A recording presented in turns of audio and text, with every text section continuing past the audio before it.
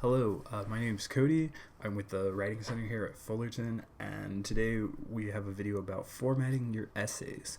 I'm going to cover both Microsoft Word and Google Docs. If your Microsoft Word or Google Docs looks different than mine, don't worry. I'm going to be going over all the buttons and everything, so just look for the little symbols and you should be able to follow along. I'm going to be starting off with Microsoft Word. So if you would like Google Docs, you can go to the timestamp 4 minutes and 5 seconds. We are going to be talking about Microsoft Word formatting first. So this is my Word document opened up on my computer on a Mac, so it may look a little bit different, but all the buttons I'm going to walk you through should still be the same. So first things, looking at my essay, I need to highlight it. And now I'm going to go to, to change the text to Times New Roman, because that's what I want this essay to be in. Notice that I'm still in 12-point font. Next, I'm going to highlight the title of my essay and find the center text line. So those were what the text, the alignment text looked like. I'm going to click the centered one. If you need to change your alignment to left or right or center, that's where you would do that. But most of the time, you're going to be left in left alignment. Next, first and last name, professor. I'm choosing Professor X class. I'm going to type in English 101. And then your date goes day, month, year. At least that's how I'm formatting it. 16 July 2021. At least that's the date that I'm recording this. So that's the date I'm going to use. Next, highlighting everything again. For this paper, I need it in double space. So to go to the spacing, you find that up and down arrow with the lines next to it. You're going to click it open. You're going to get some numerical options. 2.0 at least is double space. If you need other spacing options, they're available for you. Next, page number. You can always just double click in the top margins, and that can open up the header options. It's a little difficult on this just because I like to go to insert and go to page number. You click page number and you get some this little option box, top of the page, bottom of the page. You can click alignment and then choose all the different alignments that you want, but I want it on top right. Click that. Now I get my page number. Now I can double click to open that box again. I can click on the number, shift my cursor to the left of it, and type my last name. I need my last name next to my number for this type of formatting, but you have other formatting options.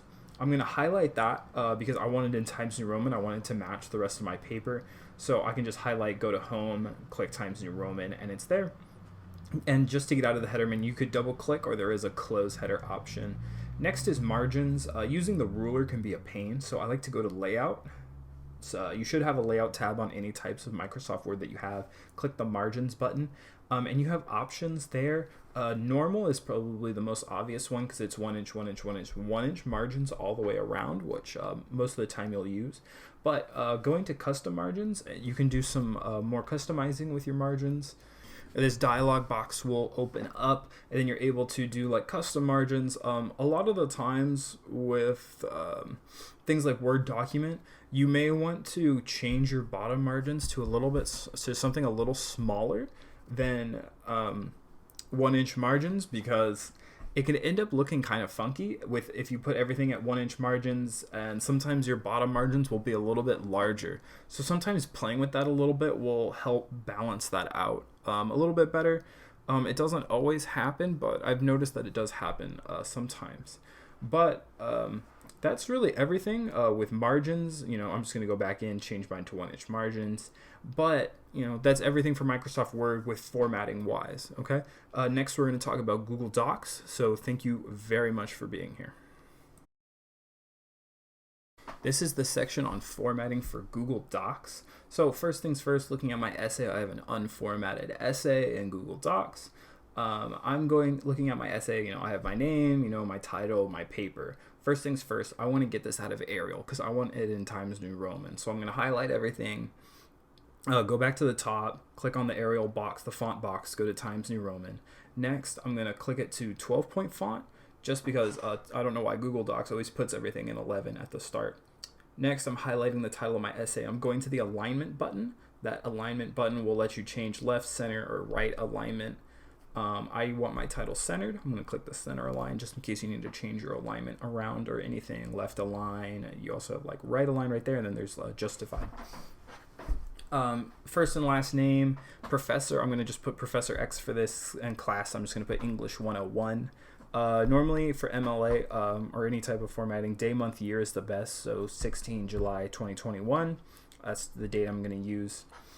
Next, I want to change my spacing. Google starts you in 1.15 spacing, so changing your spacing is pretty easy. If you don't have anything, you don't have to highlight it. But you find that up and down arrow with the lines next to it, and that's the spacing, the line spacing button.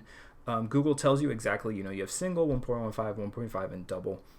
You can change other things, or you can do some customized spacing, but double is just what I want, so that's the button I'm going to click on.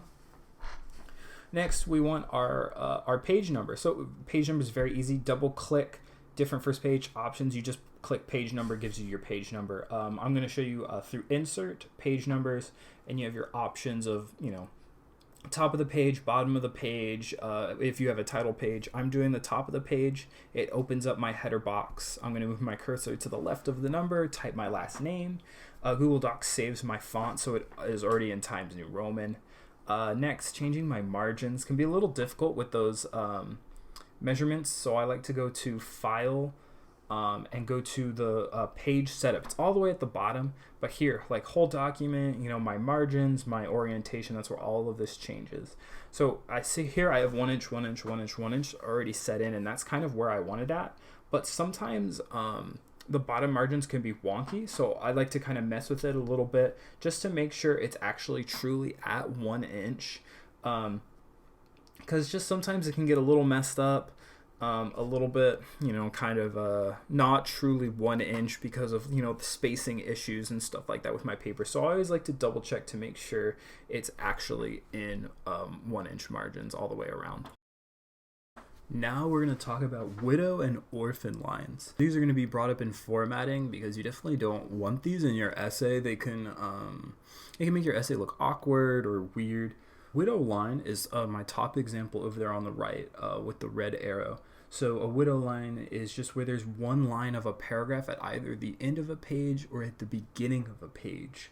A lot of the times with Microsoft Word and even Google Docs, they'll automatically shuffle around your widow lines so you won't have any, but when they do that, they actually end up messing up your margins and stuff like that. So just beware of that. And then the bottom example is of an orphan line, and this is just when you have one word at the end of a sentence or the end of a paragraph. And you definitely want to avoid that because it can make it look like you have two spaces in between your paragraphs, and it can look really awkward and weird. But that's pretty much it about widow and orphan lines. It's just some tips to try to avoid those.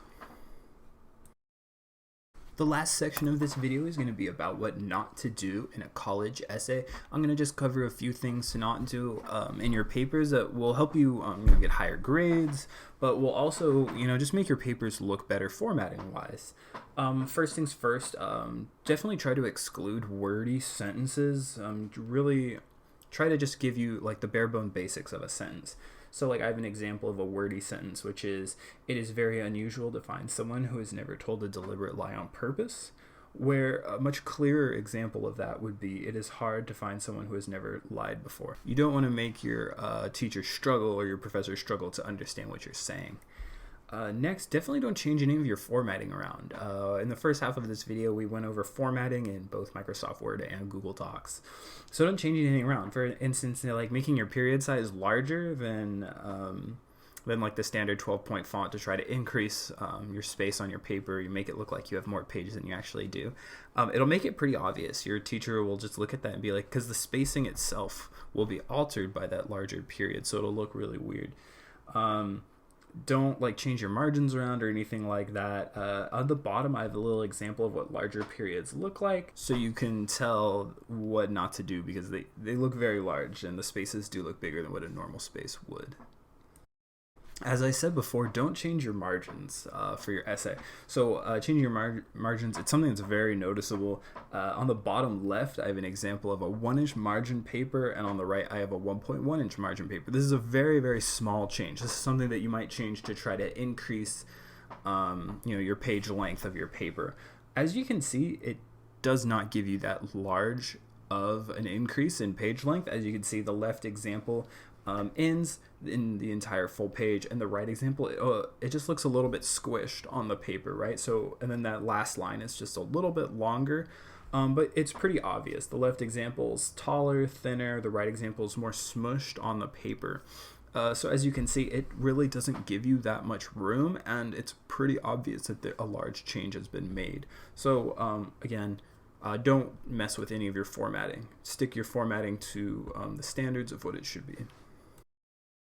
Thanks for watching this video. I hope I was able to help with all your formatting needs, but definitely come and visit us in the Writing Center here at Cal State Fullerton. Have a nice day.